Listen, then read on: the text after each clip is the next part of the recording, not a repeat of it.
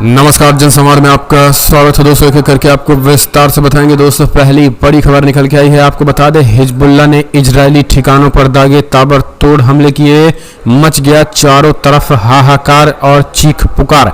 Israel ने कहा border के इलाके खाली कर दें, अपने ही लोगों से कहा। दूसरी खबर में आपको बताएंगे दोस्तों, जहां अमेरिका ठिकानों पर हुई हैं भीषण हमले, ईरान ने किया ताबड़तोड़ हमले, जंग में कूद रहे हैं कई देश, युद्ध जो है वो बढ़ सकता है। तीसरी खबर बताएंगे, जहां फिलिस्तीनी राष्ट्रपति बोले हम अपनी जमीन छोड़कर कहीं नहीं जाएंगे। बहरीन, जॉर्डन और मिस्र ने दिया साथ, कहा एक अलग राष्ट्र के लिए लड़ेंगे लड़ाई इजराइल से। चौथी खबर में आपको बताएंगे, जहां इजराइल के ग्राउंड ऑपरेशन में शामिल होंगे अमेरिका की स्पेशल डेल्टा फोर्सेस। बताएंगे कैसे अमेरिका ने दिया फिलिस्तीन को धोखा, मुस्लिम देशों को रखा डार्क में। अगली खबर में बताएंगे लाशों का लग जाएगा अंबार, दुनिया में होगी आर्थिक मंदी। इजराइल ईरान के हमास एंट्री में इजराइल का बिगड़ जाएगा गणित, पूरी दुनिया की हो जाएंगी डिसबैलेंस। बताएंगे जहां इजराइल हमास जंग में 14 दिनों तक गाजा में पहुंचे ईंधन के ट्रक, पहुंचे मदद के ट्रक। बताएंगे और इस बीच मिस्र और जॉर्डन से लेकर के बहरीन और मोरक्को तक दूतावास खाली करने के लिए इजराइल ने दिया आदेश और अपने नागरिकों को तत्काल वापस बुलाया। एक एक करके विस्तार से आपको जान लेना जरूरी है, लेकिन उससे पहले छोटा सा निवेदन, अगर आपने चैनल को सब्सक्राइब नहीं किया तो पल पल के अपडेट के लिए चैनल को सब्सक्राइब करना ना भूले।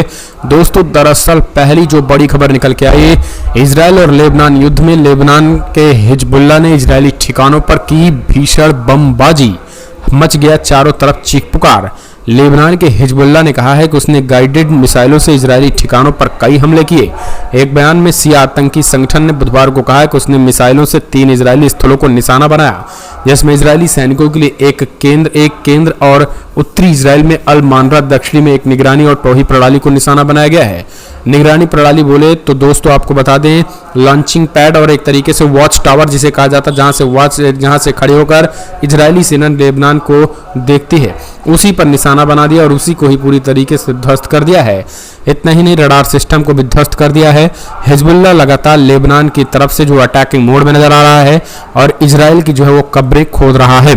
फिलहाल फिलिस्तीन को एक स्वतंत्र राष्ट्र घोषित किया जाना चाहिए। अब आ गया है समय, शांति के लिए यह बेहद जरूरी। बहरीन ने किया ऐलान, 55 देशों ने बुलाई थी कल मिस्र में बड़ी बैठक, हुआ कई प्रस्ताव पास, इजराइल को लग सकता है तगड़ा झटका। बहुत बड़ी खबर निकल के आई है, जहां फिलिस्तीन के राष्ट्रपति ने फिलहाल देश गाजा वासियों को देश न छोड़ने की बात की। उन्होंने कहा कि कोई देश नहीं छोड़ेगा। तो चलिए हम आपको बता देते हैं कि कौन कौन सा प्रस्ताव पास हुआ और जो तगड़ा झटका लग रहा है। दरअसल दोस्तों आपको बता दें इजराइल हमास की जंग का आज 16वां दिन रहा। इस बीच कल दोनों पक्षों में जो सीजफायर करवाने के लिए मिस्र के राष्ट्रपति अब्देल फतेह अल सीसी की अगुवाई में काहिरा में एक समिट हुई। इसमें Qatar, UAE, Italy, Spain, Greece, Canada और यूरोपियन काउंसिल सहित लगभग 20-30 से ज्यादा प्रतिनिधि जो है वो शामिल रहे और 55 ओवरऑल जो है उनके विदेश मंत्री, कोई सचिव शामिल रहा। समिट में फिलिस्तीन के राष्ट्रपति महमूद अब्बास ने कहा है कि फिलहाल कोई भी चुनौती हो हम अपनी जमीन छोड़कर कहीं और नहीं जाएंगे। उन्होंने कहा है कि इजराइल ने स्कूलों, हॉस्पिटलों से लेकर औरतों और बच्चों पर बम दागे हैं। उन्होंने हर तरीके से मानवीय कानूनों का घोर उल्लंघन किया है। इससे पहले जॉर्डन के किंग अब्दुल्ला द्वितीय ने भी फिलिस्तीन की मौत पर पश्चिमी देशों की चुप्पी की निंदा की। उन्होंने कहा कि फिलिस्तीनियों को बेघर करना पूरी तरीके से अरब दुनिया के लिए चिंता की बात है।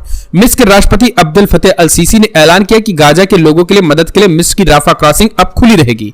इजिप्ट और गाजा के बीच की राफा क्रॉसिंग में फिलिस्तीनियों को जरूरी सामान पहुंचाने का सिलसिला शुरू हो गया और अब तक 20 ट्रक जो है वो वहां सामान लेकर गाजा पहुंच चुके हैं। दूसरी तरफ आपको बता दें जो है वो बड़ी खबर ये निकल के आई है कि बहरीन के जो खास करके बहरीन के राष्ट्रपति हैं उन्होंने बड़ा बयान दिया है। बहरीन के राष्ट्रपति ने कहा है कि आज इस बैठक में हमें एक चीज तो क्लियर करना चाहिए, अगर हमें परमानेंट शांति चाहिए न केवल इजराइल और फिलिस्तीन में बल्कि मिस्र, जॉर्डन, लेबनान और एडजॉइनिंग कंट्री जो सटी हुई इजराइल से, तो फिर हमें जो है वो फिलिस्तीन को एक स्वतंत्र राष्ट्र घोषित करना पड़ेगा, वरना हमास के जरिए जो है वो इजराइल इस तरीके से दुनिया के और देशों पर इस तरीके से हमला करता रहेगा। सीधे तौर पर बहरीन ने इस बात को कहा कि फिलिस्तीन को एक स्वतंत्र राष्ट्र घोषित करना चाहिए और हम सब जो है वो इसके समर्थन में हैं। उन्होंने इस बात को प्रमुखता से दोहराते हुए कहा है कि अगर बहरीन को एक आजाद देश नहीं घोषित किया गया तो तनाव इसी तरीके से जारी रहेगा। गाजा बैठक पर बहरीन ने स्पष्ट कहा कि शांति के लिए आजाद फिलिस्तीन जरूरी है। तो दोस्तों, क्या आप भी मानते हैं कि एक स्वतंत्र राष्ट्र आजाद घोषित किया जाना चाहिए फलस्तीन को? तो अपने सुझाव दें। उन्होंने कहा कि हम इसके लिए संघर्ष करेंगे और हम आगे भी इस मुद्दे को उठाते रहेंगे। तो कमेंट्स माध्यम से अपने सुझाव दें। अगली एक और खबर निकल के आई है, इजराइल के ग्राउंड ऑपरेशन से डर रही इजरायली सेना, अमेरिकी की स्पेशल डेल्टा फोर्सेस की भी होगी तैनाती। ये बहुत बड़ी खबर, यानी अभी तक जो राष्ट्रपति बाइडेन कह रहे थे कि आप गाजा में ना घुसे, ये भारी पड़ सकता है, अब अमेरिकी सेना भी घुसेगी। हमास के खिलाफ जंग में इजरायली सेना की मदद के लिए अमेरिका ने सबसे घातक डेल्टा फोर्सेस को इजराइल में तैनात कर रखा है। इसकी एक तस्वीर सोशल मीडिया पर वायरल हुई। अमेरिका के इसके बाद किरकिरी हुई। माना जा रहा है कि युद्ध में अब तक उसका सीधा हस्तक्षेप नहीं है। डेल्टा फोर्सेस ने कई घातक मिशनों को अंजाम दिया है। ओसामा बिन लादेन को मारने से लेकर सद्दाम हुसैन को पकड़ने और अफगानिस्तान में तालिबान को खदेड़ने में इस फोर्स की बड़ी भूमिका रही है। लेकिन आपको बता दें, अब इस बीच डेल्टा फोर्सेस का माना जा रहा है कि फिलहाल इजरायली सेना के साथ जो वो गाजा में घुस करके अब जमीनी ऑपरेशन चलाए जाने की तैयारी है। हालांकि अमेरिका ने इस चीज को लेकर अभी पुष्टि नहीं की गई है। अमेरिका का कहना है कि फिलहाल अमेरिकी राष्ट्रपति जो बाइडेन के जाने की वजह से वहां इस फोर्स डेल्टा फोर्सेस की तैनाती हुई थी। लेकिन आपको बता दें, इस फोर्सेस को लेकर के अब जो है वो इजराइल सूत्रों से कहा जा रहा है, फिलिस्तीन ने भी कहा है कि अमेरिकी फोर्सेस जो इसमें शामिल हैं। तो ये चौंकाने वाला खुलासा है, क्योंकि इजरायली सेना जो है वो अकेले सक्षम नहीं है घुसने में। एक और खबर, एक तो लाशों का अंबार और ऊपर से आर्थिक मंदी की चपेट में होगी दुनिया। अगर इजराइल और हमास युद्ध में कूदा ईरान तो होंगे खतरनाक परिणाम। इजराइल और हमास के बीच लगातार जारी युद्ध के बीच ईरान ने इजराइल को पूरी तरीके से घेर दिया है। एक तरफ हमास तो दूसरी तरफ हिजबुल्लाह, तीसरी तरफ हूती विद्रोही, तो चौथी तरफ इराक मिलिशिया समर्थक। ये पूरी तरीके से 4 मोर्चों पर घिरे इजराइल को तगड़ी चोट ईरान ने देना इनडायरेक्टली शुरू कर दिया है। अभी डायरेक्टली कूदा भी नहीं है, लेकिन एक रिपोर्ट निकल के आई है कि अगर डायरेक्टली ईरान कूदता है तो इजराइल में लाशों का अंबार होगा। इतना ही नहीं, दुनिया में आर्थिक मंदी होगी, और अगर ईरान कूदता है तो बहुत बड़ी क्षति होगी। दुनिया फिर विश्व युद्ध से झेलने से कोई रोक नहीं पाएगा। इसलिए इजराइल को अपने इस ऑपरेशन गाजा को समाप्त करना चाहिए। अगली एक और खबर निकल के आई है, बिग ब्रेकिंग, जहां मिस्र और जॉर्डन तक पहुंची गाजा की जंग। इजराइल ने अपने नागरिकों को तुरंत वापस बुलाया। इतना ही नहीं, मोरक्को और बहरीन के दूतावास को भी खाली करा दिया गया है। दरअसल हमास में इजराइल सैनिकों की चल रही जंग के तीसरे विश्व युद्ध की आहट साफ देखने को मिल रही है। इस जंग में कई देशों के सीधे तौर पर कूदने के संकेत मिल रहे हैं। खुफिया इनपुट के बाद 2 अरब देश मिस्र और जॉर्डन ने इजराइल की चिंता बढ़ा दी है। उनकी राष्ट्रीय सुरक्षा परिषद ने अपने नागरिकों के लिए अलर्ट जारी कर दिया है। एक बयान में परिषद में एडवाइजरी जारी करते उनके नागरिक मिस्र और जॉर्डन से तुरंत वापस आ जाएं। इतने नहीं, इजराइल ने कहा है कि फिलहाल बहरीन, जॉर्डन और मोरक्को के दूतावास को भी तत्काल उन्होंने खाली करा दिए हैं। तुर्की से लेकर के तमाम मुस्लिम देशों से पहले ही इजराइल जो है वो अपने दूतावास बंद कराकर लोगों को बुला रहा है कि एक बड़े ऑपरेशन की तैयारी में जो है इजराइल साफ तौर पर देखा जा रहा है। एक कारण है कि उन्हें अपने देशों को जो है वापस बुला रहा है, अपने लोगों को। एक और भी खबर निकल के आई है, जम्मू कश्मीर में फलस्तीन के समर्थन में प्रदर्शन, सड़कों पर उतरी महबूबा मुफ्ती, इजराइल के खिलाफ खोला मोर्चा। जम्मू कश्मीर में फलस्तीन के समर्थन में प्रदर्शन किया है महबूबा मुफ्ती ने। प्रदर्शन में भारी संख्या में लोग शामिल रहे। इन दौरान लोगों ने इजराइल के खिलाफ नारेबाजी की और वहीं महबूबा मुफ्ती ने सड़क पर उतरकर फिलिस्तीन के समर्थन में विरोध प्रदर्शन किया। उन्होंने कहा कि फिलिस्तीन में मासूम बच्चों को निशाना बनाया जा रहा है, फिलिस्तीन में बेकसूर लोगों को मारा जा रहा है और पूरी दुनिया देख रही है। जब यूक्रेन में लोगों को मारा गया तो पूरी दुनिया चीख रही थी। उन्होंने कहा है कि फिलहाल हम सभी देशों के नेताओं से अपील करते हैं कि वे इसे बंद कराने के लिए आगे आएं। इजराइल ने जुल्म नहीं बंद किया तो और भी लोग बंदूक उठाने के लिए मजबूर हो जाएंगे। इस तरीके से उन्होंने ये बातें कही हैं। एक और खबर निकल के आई है, दोस्तों पोडियम पर बोलने तक ना दिया, सेम शेम के नारे। अपने ही देश में जस्टिन ट्रूडो की मस्जिद में हुई घनघोर बेइज्जती, मस्जिद से भगाया, उनको इजराइल का समर्थक बताया। कनाडा के प्रधानमंत्री जस्टिन ट्रूडो के लिए मुश्किलें खत्म होती नजर नहीं आई। भारत के साथ रिश्ते में तनाव से गुजर रहे ट्रूडो को घर में भी शर्मसार होना पड़ा। इसकी वजह बना है हमास और इजराइल के बीच युद्ध को लेकर कनाडाई प्रधानमंत्री का स्टैंड। हाल ही में ट्रूडो टोरंटो की मस्जिद में पहुंचे, जहां पर पब्लिक ने उनको जमकर खिंचाई कर डाली। इस दौरान उनको हूटिंग भी हुई और इस घटना का वीडियो सोशल मीडिया पर जमकर वायरल हो गया। इसमें नजर आ रहा है कि बाहर निकलने के बाद भी लोगों ने दूरी बनाते हुए निकल जाते हैं। तो एक तरीके से दरअसल आपको बता दें, उन्होंने जैसे ही युद्ध हुआ था इजराइल का उन्होंने समर्थन किया था और इजराइल के समर्थन की वजह से जो है वो सीधे तौर पर उन पर लोगों ने बड़ा हमला बोला है। एक और खबर निकल के आई है बिग ब्रेकिंग दोस्तों, इजराइल के समर्थन में पोस्ट करना भारी। बहरीन में फिलहाल भारतवंशी डॉक्टर को नौकरी से निकाल दिया गया। फलस्तीन विरोधी पोस्ट करने पर बहरीन की एक हॉस्पिटल में तैनात एक भारतवंशी डॉक्टर को नौकरी से बर्खास्त कर दिया गया है। रिपोर्ट्स के मुताबिक रॉयल बहरीन हॉस्पिटल में काम करने वाले भारतवंशी डॉक्टर सुनील राव ने एक्स यानी ट्विटर पर एक पोस्ट डाला जिसमें उसने इजराइल के लिए समर्थन व्यक्त किया था। इसी बीच डॉक्टर राव के पोस्ट को ध्यान में लाए जाने के बाद हॉस्पिटल प्रबंधन ने एक्स पर एक बयान जारी कर दिया। बयान में कहा कि डॉक्टर राव ने सोशल मीडिया पर ऐसे पोस्ट किए जो हमारे समाज के लिए अपमानजनक है और ये हमारी आचार संहिता का उल्लंघन है। हमने आवश्यक कानूनी कार्रवाई की और तत्काल प्रभाव से उन्हें सेवा समाप्त कर दिया है। तो सीधे तौर पर इस तरीके से तगड़ा झटका जो है दे दिया है। पिछले 10 वर्षों से यहाँ डॉक्टरी कर रहे थे लेकिन राजनीति के चक्कर में अपनी नौकरी गंवा दी।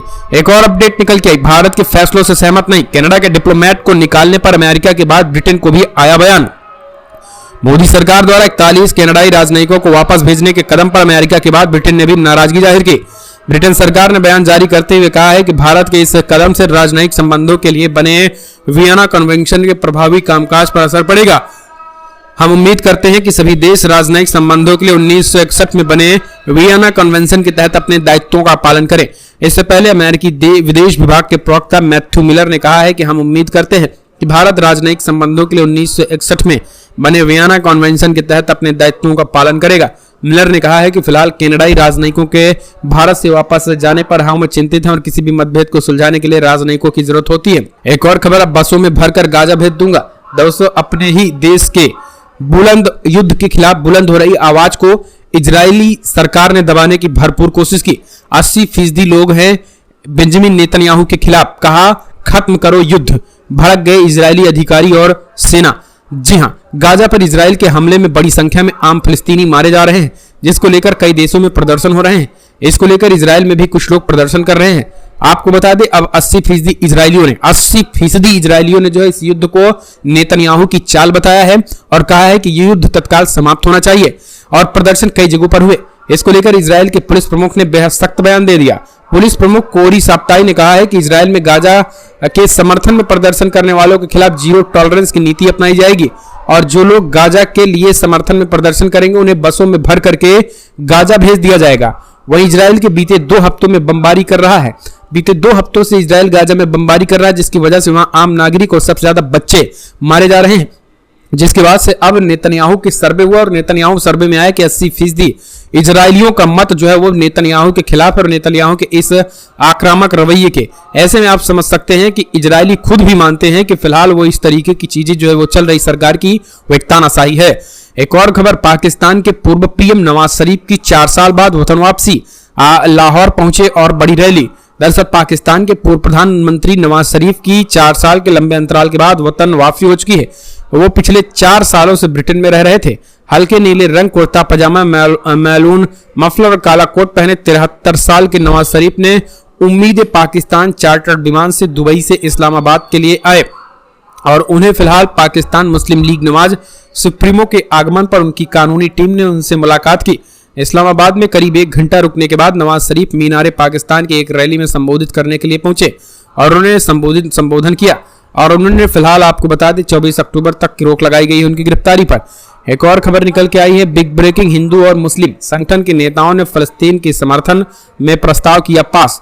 जी हां, दरअसल दिल्ली में स्थित कॉन्स्टिट्यूशन क्लब ऑफ इंडिया के डिप्टी हॉल में आयोजित एक सम्मेलन में हिंदू और मुस्लिम संगठन के नेता बड़े पैमाने पर एकजुट हुए और फिलिस्तीन के समर्थन में उन्होंने बड़ा ऐलान कर दिया है। फिलिस्तीन के समर्थन में फिलहाल उन्होंने कहा है कि हम एक प्रस्ताव पास किया गया है जो कि पूरी तरीके से फिलिस्तीन का समर्थन कर रहा है और इस आपको बता दें यहाँ पर इस बैठक में पूर्व सांसद केसी त्यागी, सांसद कुंवर दानिश अली, प्रोफेसर विट्ठल, महासचिव आर्य समाज, प्रोफेसर आदित्य निगम, प्रोफेसर शशि शेखर सिंह, जॉन दयाल, मौलाना महमूद असद मदनी, अध्यक्ष जमीयतुल हिंद के लोग शामिल रहे। बैठक में सभी लोगों ने फिलिस्तीन के लोगों के साथ एकजुटता व्यक्त करते हुए कहा हम फिलिस्तीन के मित्र लोगों विशेषकर गाजा की स्थिति को लेकर चिंतित हैं। एक और अपडेट, मुसलमान देश में पिट रहे हैं और उन्हीं पर केस लादे जा रहे हैं। शिकायत पर सुप्रीम कोर्ट ने सभी राज्यों को भेज दिया नोटिस। दरअसल सुप्रीम कोर्ट ने कथित गौरक्षकों की दादागिरी और मुसलमानों के साथ मारपीट के मामले में फिर से कड़ा रुख अपनाते हुए सभी राज्यों को नोटिस भेज दिया है। राजनीतिक दल, कम्युनिटी एक राजनीतिक दल कम्युनिस्ट पार्टी ऑफ इंडिया की महिला शाखा national Federation of Indian women ने सुप्रीम कोर्ट से शिकायत की है कि 5 साल पहले किए गए उनके फैसले के बावजूद देश में गौरक्षकों की दबंगई बढ़ गई है और मुसलमान पीटे जा रहे हैं। इसी शिकायत पर सुप्रीम कोर्ट ने देश के सभी प्रदेशों को नोटिस भेज करके जवाब मांगा है। सुप्रीम कोर्ट ने सीपीआई की महिला शाखा के नए दावों पर सभी राज्यों में जवाब मांगा गया है। देश भर में गौरक्षक समूह के हेड क्राइम और मुसलमानों की कथित हत्याएं बढ़ रही हैं। भले ही सुप्रीम कोर्ट ने 3 महीने पहले इस मुद्दे को लेकर के अपनी जनहित याचिकाओं पर संज्ञान लिया था, वरिष्ठ अधिवक्ता Kapil Sibal National Federation of Indian Women की तरफ से पेश हुए हैं। उन्होंने जस्टिस बी.आर. गवई, जस्टिस अरविंद कुमार और जस्टिस पी.के. मिश्रा की पीठ को बताया कि मांस और पशुओं को ले जाने वाले लोगों को सतर्कता समूहों